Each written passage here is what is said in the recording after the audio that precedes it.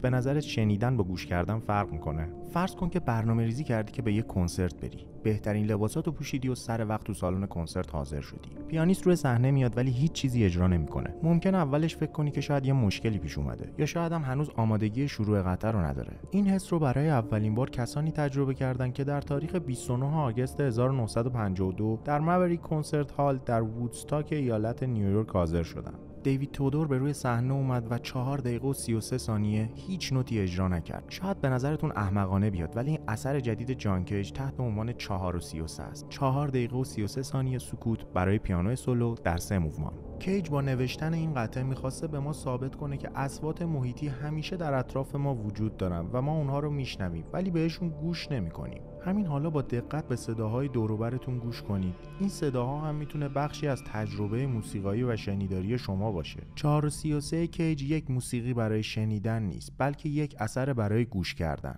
حالا بگو ببینم